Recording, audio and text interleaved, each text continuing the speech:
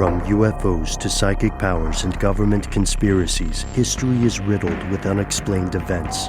You can turn back now or learn the stuff they don't want you to know. A production of iHeartRadio.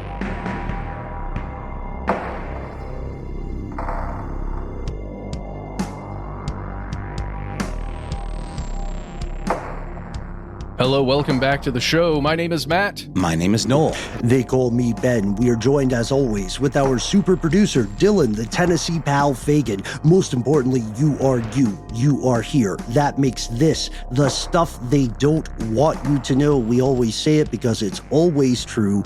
You, fellow conspiracy realist, specifically you, are the most important part of the show. We couldn't be more over the moon, whether Earth's moons or other moons in the solar system, to welcome you to our weekly listener mail segment. Happy November 28th. Guys, when this comes out, it's going to be November 28th, which I think, does that mean everybody survived Thanksgiving, or what does that mean? Well, I would like to think so. What does Nostradamus say? What if nobody did, but we're recording this now, and it gets played somehow accidentally on the radio or on somebody's autoplay feature, and it's just playing to no one? And then here we are without our cravats, our bow ties, our footmen and valets. I'm not even wearing pants. Oh. Yeah. I read the injunction. But guys, before we get started, yeah, go. Very important announcement. Sure.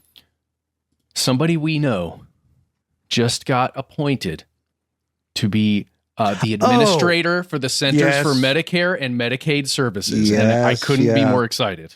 Tentatively appointed. Doesn't come into effect until January, but yes, our old coworker. That's right. He once made me an egg cream, which contains neither egg nor cream.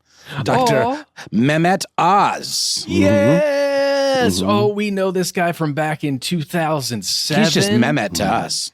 Dude, well, he's Dr. Oz. But I call him Dr. O because I think it's cool. But yes, the story is he and another doctor he worked with, Dr. Rosen, wrote a series of books called it was the You series, like You, the owner's manual, You on a diet, You being beautiful, and they would come in and shoot. We shot videos for them, and yes, we did. That's Dr. Oz. He's run the so show. It goes back even further than my experience, because when we first started working with kind of more outside partners and agencies and stuff to do podcasts, he was one of the first podcasts we ever had, and I went to New York and helped set up a studio for him, and he interviewed one of his doctor friends who was really into talking about his family's legacy as the proprietors of a soda fountain in Queens, or maybe it was Long Island, and they made egg creams on the podcast, and I drank one that Dr. Oz himself made. I was right there in the room. It was very surreal.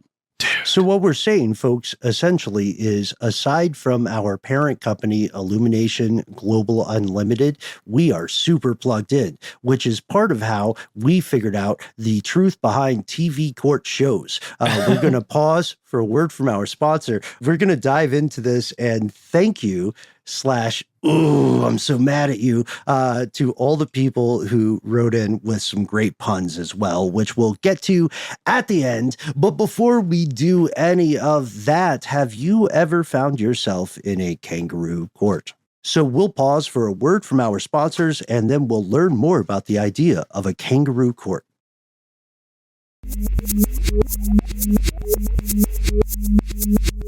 And we've returned with Ben. You teased it beautifully. We're talking about TV court shows. We were talking about the line between entertainment and litigation. And I think what better way to start than with a message from Darcy with a suggestion for a TV sitcom. Or perhaps it could be a reality show, court show. Here she goes. Hi, guys. I love your podcast. I also tune into Ridiculous History with Ben and Noel periodically, but stuff they don't want you to know is still my go-to podcast to de-stress after a long day. Here's a TV sitcom that would be fun. Kangaroo Court. And I guess these are like kind of tenets of what the show would have to consist of. Ignores due process, has a predetermined conclusion, is biased against one party, has a judge who colluded with one party, has a jury that is not impartial. You got to cast all these parts. Has proceedings that lack decorum. How dare you not have decorum? Has a process that is rushed to the point of being unfair. Has a court that interprets the law in an unreasonable way. A kangaroo court, Darcy says, is a court that is so far removed from legal norms that it is considered unfair or unjust. The phrase may have originated in Texas and may refer to the gold rush era practice of miners illegally taking land claims from others and then being tried in mock courtrooms. You can use my name and content. I promise I won't sue you. Darcy. Thank you so much, Darcy. In looking into this, in advance of this podcast recording, I found a really cool article from the Christian Science Monitor. Remember those guys? Kangaroo Court has a peculiarly American past. This is from 2019, when the term was kind of seeing a new resurgence after U.S. Representative Steve Scalise, who's a Republican from Louisiana, tweeted out something speaking out against Donald Trump's impeachment proceedings and used the hashtag Kangaroo Court in a tweet, which is, very much referring to a concept that was outlined beautifully by Darcy. And just to give a little bit more historical context here, in 1770, Captain James Cook landed in northern Australia and wrote down the word kangaroo or kangaroo. That's O-O-R-O-O or G-U-R-U. Then John Hunter mapped land near modern-day Sydney and learned that the word was in fact Patagorong. We've got a little bit more history here about the word. Lancelot Threlkeld, which is a fabulous name, who was a missionary working north of Sydney, heard it as Moane. Yeah, the Oxford English Dictionary considers the etymology as of yet not comprehensively solved. I see. So that's where they've fallen on the matter. However, the Christian Science Monitor seems to think otherwise, that it was a combination of these words. But that's not what we're talking about today. We're talking less about the history of the etymology of the word itself, but rather the practice of a kangaroo court. So according to the Christian Science Monitor piece, which, by the way, it was written by Melissa Moore in October of 2019, she says no one knows precisely where the term comes from. It might have originated during the lawless days of the California gold rush, as Darcy pointed out, when miners had to create their own court systems to adjudicate disputes over claim jumping. Another theory speculates that these courts earned the name kangaroo because they jump to conclusions. That's very, very fun. The name, in fact, may have originated as a kind of game, a mock trial, which is kind of funny considering what we're talking about with TV court shows. In 1853, there was a book that described an early example of a kangaroo court as a form of entertainment. Yes. A mock trial that allowed people in a tiny Texas town to pretend and play the parts of powerful lawyers and judges. Then, of course, the term did evolve or devolve into a description of a court proceeding that is completely stacked against the person on trial. So good examples of 20th century kangaroo courts would be Joseph Stalin's kangaroo courts, where anybody, they had to, on paper, have the appearance of some sort of, justice being carried out, but in fact, the outcome was predetermined, right? Mm-hmm. Mm-hmm. Yeah. I love that you're mentioning there. Oh, first off, Darcy, thank you so much for writing in. Really enjoyed this. We've got to mention a little bit more about the first recorded citation of the phrase kangaroo court, 1853, as you alluded to, Noel. It was called a stray Yankee in Texas. And they use the phrase kangaroo court, but they also use the phrase Mustang court, and they spell it differently. It's fascinating because the earliest version of this phrase is not Australian. It is American. That's exactly right. And that is, in fact, the sentiment of the Christian Science Monitor article title, Kangaroo Court has a peculiarly American past. So you're absolutely correct, Ben. The examples that we know historically did come from the California gold rush area and this mock trial kind of situation for the entertainment of the public, much like court shows in Texas. And just to mention, as another example of this kind of popping up again, we mentioned the court proceedings, the impeachment proceedings against then President Donald Trump. And, you know, history, like you say, Ben, doesn't always repeat, but it sure rhymes. We now have this term kind of jumping up again, pointing to the accused weaponization of the justice system against Trump. Something he said a lot on the campaign trail was that his political rivals were weaponizing the justice system in order to take him down, in order to neutralize him. He often referred to it as a plot by the Biden administration, and there were, plenty of folks on his side that would argue the very same thing. Trump often said that other legal scholars, backed him up, and that this was, in fact, this hush money trial is what we're talking about now, by the way, in which a panel of 12 New Yorkers did, in fact, convict Trump, of these crimes, for accepting or for organizing the payment of hush money to the adult film actress Stormy Daniels. But some good examples of things someone might say if they were in a kangaroo court situation were some of these quotes from Trump saying, Mother Teresa could not beat these charges. These charges are rigged. The whole thing is rigged. The idea that the verdict was a preconceived notion. So this term kangaroo court has been and continues to be thrown around for these court proceedings by the supporters and colleagues, allies of Donald Trump. The idea that it's a conspiracy on the part of the left, leaning side of the U.S. government. And that's the thing about terms like this, right? I mean, there certainly are historical examples like the Stalin trials. Very clearly, no one ever had a chance of getting a fair trial. But it is a really good example of kind of the rhetoric wherein by calling something fake news or calling something a stolen election or calling something a kangaroo court, enough times it starts to delegitimize the proceedings, in a way that can, in fact, stick with folks, in terms of the court of public opinion. Just alter that perception just enough. That's right. Oh, man. And I almost forgot, in terms of another great example of what a kangaroo court is, Matt made a note in our Strange News document that he found the perfect example from one of the great moments in pop culture, the Mike Judge film, Idiocracy. We gonna see if we can come up with a verdict up in here. Now, prosecutor, why you think you done it? Okay, number one, Your Honor, just look at him. But check this out, man. Judge should be like, guilty. Peace. That's it. That's it. And that's what happened.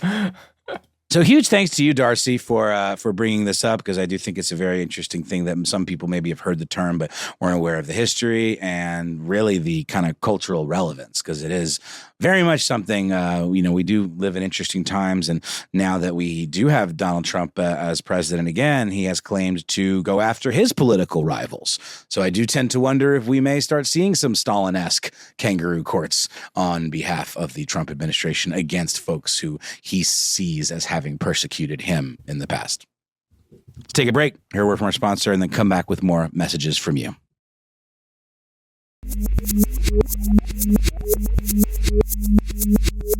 And we have returned. We're going to go directly to Blue about Blue Zones, who followed up on a recent statement we had regarding the concept of blue zones. Let's go straight to the email, and then we are going to explore it together, hopefully with you playing along at home or wherever you are in this wide, wide world.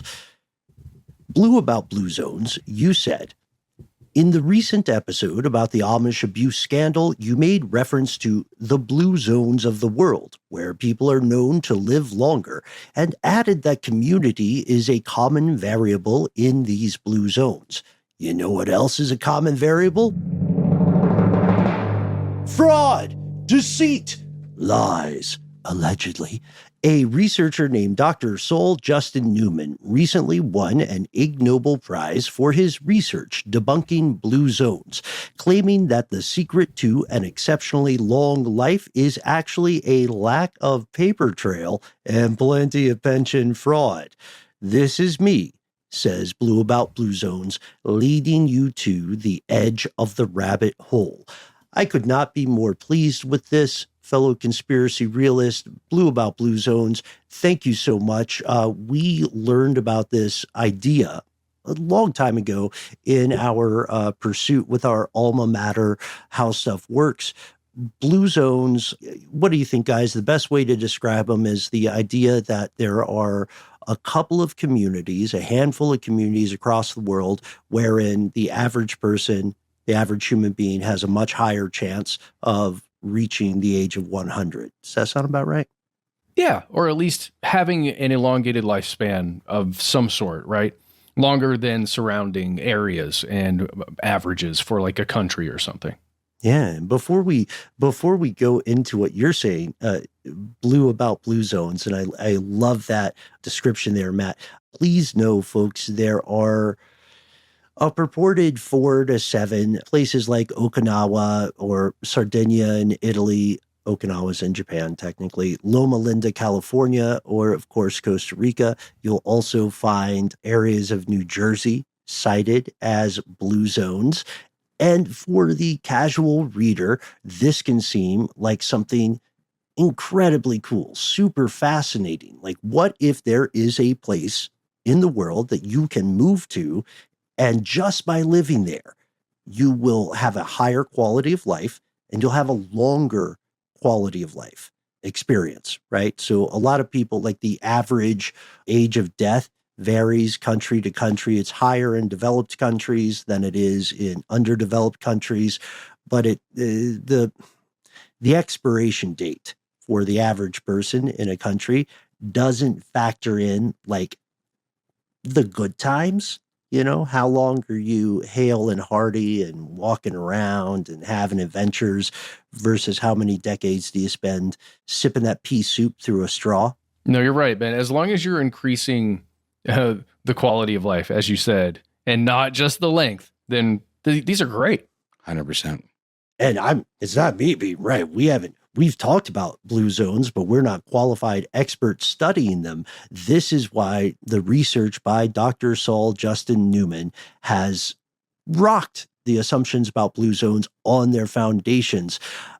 Our buddy, Dr. Newman, won the first ever Ig Nobel Award in the field of demography, in the field of studying this. And he won it because, as you are alluding to, Blue About Blue Zones, he looked into the math. Like, a lot of people are going to say yes to this. There's a cool place somewhere in Japan. There's a cool place somewhere in California. If you show up, not only will you live to become a centenarian, but you'll also have a way better time in your 80s and maybe even your 90s.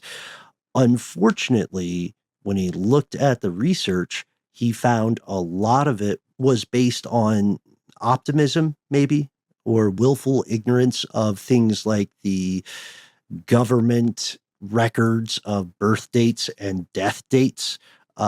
Dr. Newman showed all these, he's like a guy who issues a mixtape where he fires shots at all the other rappers, because he said, all right, blue zones only make sense if you want them to make sense and you don't look into the research. Further, he said, those myths about the world's oldest person, you know, the number one award with the highest turnover historically, he said that only makes sense if you ignore the fact that a lot of the documentation gets skewed because these people are from, 100 years ago. I don't know. It's kind of a bummer. Maybe we should talk a little bit about the Ig Nobel Prize as well. I do, but first, the blue zones, this is my understanding. Correct me if I'm wrong here. One of the primary things about blue zones in the past that I've read were about the diets of very specific regions, and that playing a major part in, how long somebody lives, because you're more healthy, because you're getting more X in your diet. Mm-hmm. In a lot of places, it's a specific vegetable or specific type of very specific type of meat that is consumed more highly than others. Sure. And I'm just imagining how, if enough of us think or believe that those specific pieces of produce will elongate our lives, then those fruits and vegetables become fad things, right? Very Department of Truth, by the way. Oh, I'm sorry. Well, I mean, but it's love it. true though, because then that becomes like, I'm imagining there's a new place that just opened up near me that specializes in like smoothies and whole foods and super fruits and all these things. A lot of these, again, like naturally growing things in specific parts of the world that are now being grown in mass and shipped all over everywhere, including North Georgia, where people, consume as many of those berries or those Japanese sweet potatoes as they possibly can because they think that it's going to lead them to these healthier lives. And it can also embolden companies to, I'm just saying it. I don't know. There's something there.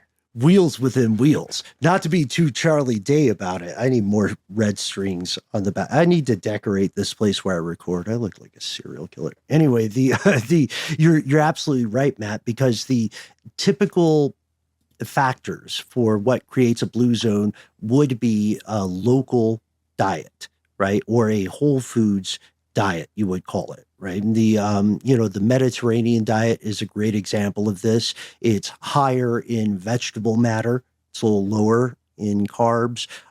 Protein is not an every meal part of existence. And then you would also have rich social interactions or community, low stress. You have a baked in amount of physical activity, which honestly, physical activity plus diet, they're probably like the two big factors that will help people feel healthier for longer. And I don't want to discount rich social interactions or community. Unfortunately, here in the United States and in other parts of the world, as people become elderly and their friends and community members pass away, they find themselves increasingly isolated. And that kind of isolation can be quite dangerous, not just to mental health, but to physical health as well. And, we don't have to get too into the weeds on this, but I think all five of us, Dylan, Matt, Noel, yours truly, and you listening at home, I think all five of us have seen some version of this. Yeah, for sure. Although my diet is absolute crap, I'm fully isolated. I'm just boxing a lot, and I feel like I'm the healthiest I've ever been. I'm bullish on crap, man. That fecal transplant episode persuaded me. That's it, baby. Fill me up with your perfect poo-poo, I guess. I told my girlfriend about that episode. She goes, "No, that's not a thing. It's not real." She just blocked it out. Just refused to believe that it is. It is. I told her.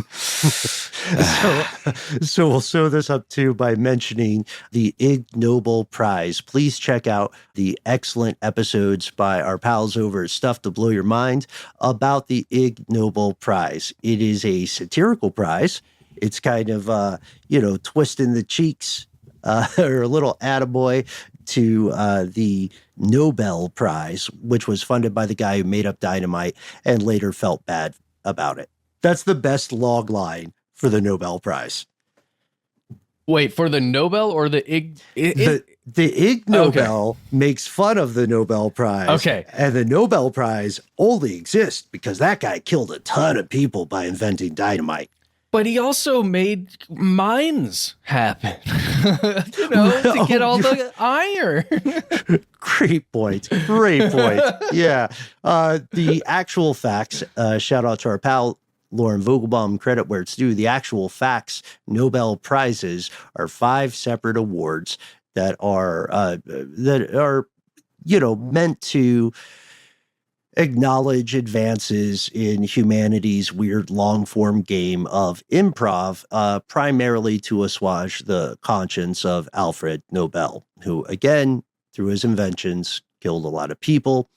The Ig Nobel Prize is not necessarily mean. It's not like the Darwin Awards when you make fun of people who died. The Ig Nobel Prizes are like if the Onion bought the Nobel Prize Foundation. They are to honor achievements that make people laugh and then make them think. And with this debunking of blue zones, we see one of the most well-deserved Ig Nobel Prizes ever. It also, I would argue, prompts a larger conversation about what the future of lifespan will be for humans on this planet. I posit to you guys that we will see a growing inequality of lifespan. It's already there between the haves and the have-nots. But as we see it becomes more expensive to eat healthy food, as we see it becomes increasingly difficult to live in healthy environments, as we see it become increasingly implausible to avoid stuff like microplastics or airborne contaminants, we're going to see that one of the best indicators of long-term health and life expectancy, tell me if it's crazy, guys, I think it's going to be income and net worth. Yeah, it certainly does feel like whenever we talk about things like life extension technology and the conspiracy theories behind, say, certain industries holding back, cures and remedies, or perhaps, saving them only for the 1% of the 1% of the 1%, it does feel like we're already kind of heading in that direction. Well, I mean, yeah. Do you have time and the energy to get exercise on a regular basis? If you do, you likely have enough money to where, whatever other worries or, responsibilities you've got, you can at least push off a little ways onto either somebody else by paying them or, we've talked about that before with wealth. Like that's why it's not a rule, but often when you see someone come into money, they get like super in shape compared to what they have been because they have all this time. It is sort of a luxury, which it shouldn't be. Focus on yourself. It's a bummer that it's seen that way. Like there has to be in this society like a luxury. It really, it's unfortunate that everyone doesn't have the opportunity, or they have to like take it where they can get it. And not to mention things like food deserts or people that don't have access to fresh fruits and vegetables because of economic reasons. I want everybody to live the best life possible for as long as possible. Just don't hurt other people. The food desert thing is a big sticking point. Here in Atlanta, we have a lot of food deserts and we don't talk about it too publicly, but we work assiduously to address that through asymmetrical means. And unfortunately, the need to resort to asymmetrical solutions is only a consequence of lack of legislation, right? Lack of the ability to help people. The idea that not being in the 1% should consign a person and multiple generations thereof to some massive disadvantage, it's just gross. It's unclean. And the world population can do better. Let me step down off this soapbox real quick, but I think we can all agree with that. Sure. Yeah, baby. Would be nice. It would be nice, wouldn't it? It would also be massive to win a Nobel or an Ig Nobel Prize. We'll take either one. While you're filling out the submission form for that, we can't wait to hear your results. We're going to pause for a word from our sponsors. We'll return with more messages from you. Court is in session. Boom, boom.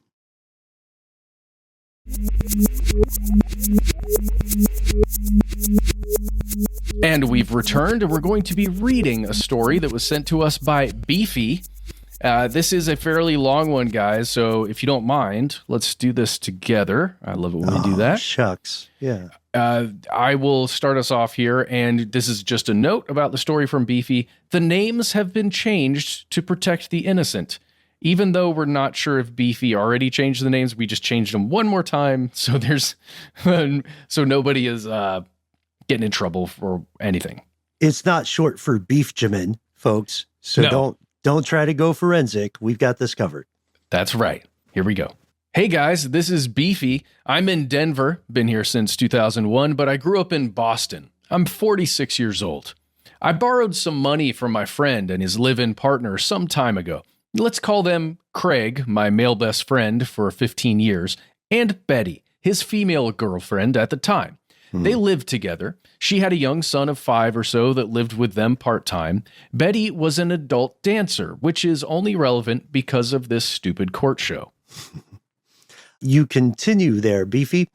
I borrowed $1,000 of each of them to start a small business thing. I'm a handyman in Denver. Some time went by and they had a falling out. It was very bad and ugly, and Betty pulled some shady stuff, so I did not pay her back. I did pay Craig back, but her, nah. A year or so went by and I randomly got a call, and it was people from the Judge Mathis show.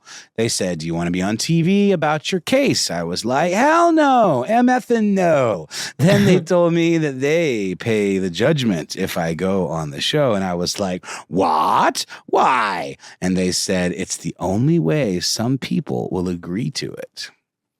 They also told me that they would fly me and Craig out and put us up in a hotel, and we would get like $150 in food vouchers. US dollars. Yeah, that's correct. And I was like, F it, let's get it done. We flew to Chicago, got picked up in limos at the airport, and stayed in some bougie hotel. We then went to Buca di Beppo and ate as Only the Buca di Besto. Exactly. Yeah. And ate so much free Italian food, we probably should have died from heart attacks that night. The next day was insane and weird. They made us dress nicely, but I wasn't good at this, so they provided me with a shirt that I would normally not wear. They brought us to this building where we walked through a large warehouse type of place, lights and crap everywhere. Then we had to stay in this room while we waited to be on the show. People came in periodically and tried to coach me on what to say. They wanted me to play it up a bit for entertainment purposes, etc. I said, sure, whatever, and waited like 6 hours in this room. When they finally let us into the show, we walked through this very packed warehouse type of place, and then bam, right into this friggin' courtroom in the middle of the warehouse. It was the show. It was so surreal and gross. But then we walked up to the podiums and Craig sat next to me. The judge then did the thing and asked us about it. The judge and the dorky bailiff guy made stupid jokes about Betty being an adult dancer and a stripper. And the audience laughed and I died inside a little. It's so unlike me to be doing this. Then she told her story and they clearly told her to spice it up a bit. And here's a little side note included by Beefy. Craig and I are in the hardcore scene here in Denver. That's a hardcore music scene. The shows there get pretty wild and at times violent, or they can seem that way at least. So she then tells them how crazy we are, and we jump on speakers and kick and punch each other for fun at these shows. The judge then looks at me and says, like heavy metal stuff? And I say, it's more punk-based. So embarrassing. Then I have to explain what happened, and I did not spice it up nor play along. They decided I owed the money, and banged the gavel and sent us packing. They then walked us out of the building. The whole time we walked to the cars, this lady shamed me over and over again for not spicing it up for the TV and not playing along. I was like, whatever, lady, this isn't real. Just take me to the goddamn airport, which they did, and we flew straight back to Denver. What a trip. To this day, I can't find that video. It aired, and a lot of people made fun of me for it. They would constantly say in a low, dull voice, "It's more punk-based," to razz me about it. That's funny. LOL. I wish I could find that video. I tried searching for it, and nothing comes up. And Matt, I believe you did some digging and similarly came up with nothing. I went through so many Judge Mathis clips today, you guys, with all kinds of keywords: the roommate, loan, money, handyman, a dancer, stripper, punk, hardcore. It's not metal, it's punk. Yeah. And just there's nothing that I could find that matched what this is, or at least the story that we've got from Beefy. But if you find it, we're putting out the call right now before we end. If you find it, you better send it to us, please. But also you better, but please. It's conspiracy at iHeartRadio.com. If you find it, send it our way. Okay. We also want to thank everybody who wrote in with some surprisingly immediate firsthand experiences with TV court shows. I think we hit a nerve on that one. And thank you so much to everybody for listening. Also, Matt, what really stands out about our pal Beefy's correspondence here is what we were arguing earlier. The producers are eternally attempting to make people, spice things up.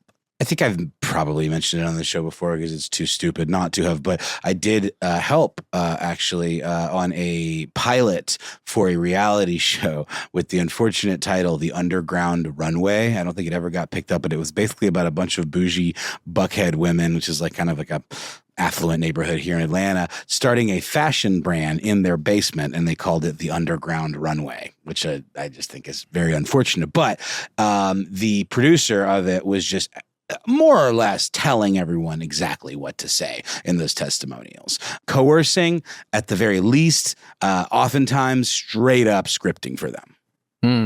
Well, yeah, I can imagine if you are being told, you're convinced to go out there, you're put in a luxury hotel, the limo picks you up from the airport, you go to Buca de freaking Beppo for dinner. Beppo. Didn't they file for bankruptcy, by the way? I think they filed for Buca de bankruptcy. Yes. but the whole point is, if you're experiencing all of that, right? And you're aware, and they're making you painfully aware that you actually don't have any consequences for anything that's happening here. I can imagine you might say, "Oh, sure, yeah, we can have a little fun with this thing." And don't you like attention? Don't you want to be on TV? Yeah, I can totally see that. I can see it as well. And we end up sharing more of these TV court show responses in future listener mail programs. If we have just a little bit of time. We also got amazing reactions, particular reactions to our run of improvised porn parody movie puns. It's too good not to. Too good to skip. Yeah. Let's do it. Yeah, this is our official letter from home, and I think we're all impressed by our pal Dylan, Tennessee pal Fagan's contributions to the chat. Here we go. Who, by the way, has changed his name now to Dylan, quote, more punk-based, unquote, Fagan. Yes. Yeah. He's more punk-based. He's locally sourced punk-based, which gets into his blue zone. All right. So, letters from home. Hi, gang. Love the show. You can call me Deputy Drew and use this on air. A few of my favorite parody movie names, and I don't know if these have been used on air or if I just heard them and made them up at some point. So the following you hear are Deputy Drew. They're not us writing this. Gentlemen, I suggest we round robin these just for fun. First one, Harry Pooter and the Sorcerer's Bone. The next one is Brokeback Mounting. Lethal whooping. I don't know about that. What's whooping? Whoopee, maybe. Lethal whoopee would be better. Oh, there whooping, we go. I think that's a misnomer there. I don't know if Deputy Drew is taking notes, but we're here to help, bud. We are here to help. Making whoopee. It's not making whooping. Getting a whooping is getting your ass beat by your mom. And that's a different show, by the way. That's We're Here to Help. Fantastic show. True. Go listen right now. Yes. Thank you. You're picking it up. So also, instead of Final Destination, Anal Destination. Next one's one of my favorites for the silly factor. Tickler on the Roof. And then if you're into a little bit more vanilla sex, you can go for a Missionary Impossible. Wouldn't that be the opposite of vanilla sex? Like it's impossible for us to have missionary? There you go. I say, you know what? It's a creative liberty that's up to the filmmaker. We're going to skip one so we can go to, I think, the most subtle and amazing, Not Home Alone. There are levels to that one, and I'm not sure I like all the levels. I don't think I understand. Well, okay, so we're implying that there are other people in the house. Maybe the person believes they're home alone, but they're not. And maybe it's their stepsister. Oh, no, wait, what?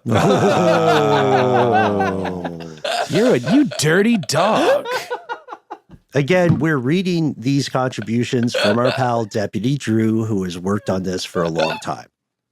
Indeed. And I guess we could wrap it up with my personal favorite, The Lizard of Wads. Get it? It's not like Oz, it's Wads. Shout out also to our pal, we'll just call you TH for this one, who said, the whole email is just this one, Oppenheimer. Mic Just drop. leave it there. Yeah, well done. If you want to join the cause, no pun left behind, we would love to hear from you. Tell us what you think. This is not a legally recognized court in the United States, though we do have some paperwork pending in Vanuatu. In the meantime, we'd love to have you be part of the show on air. Tell us your thoughts. Tell us new episodes. Find us at the email, the telephone, or even on the lines, which I'm saying instead of online now. Yeah, it's true. You can find us all over the lines at the handle Conspiracy Stuff, where we exist on Facebook with our Facebook group. Here's where it gets crazy. On X, FKA Twitter, as well as on YouTube, where you can find video content galore for your perusing enjoyment. On Instagram and TikTok, however, we are Conspiracy Stuff Show. We also have a phone number. It's 1-833-STDWYTK. When you call in, give yourself a cool nickname so every time you call in, we'll recognize you and your voice. And then let us know inside the message whether or not we can use your name and message in one of our listener mail episodes. If you've got more to say than could fit in a 3-minute voicemail, why not instead send us a good old-fashioned email? We are the entities that read every piece of correspondence we receive. Be well aware yet unafraid. Sometimes the void writes back. The puns, the leads for new episodes, the real-time in the trenches experience. We want to hear from you. Join us out here in the dark. Conspiracy at iHeartRadio.com.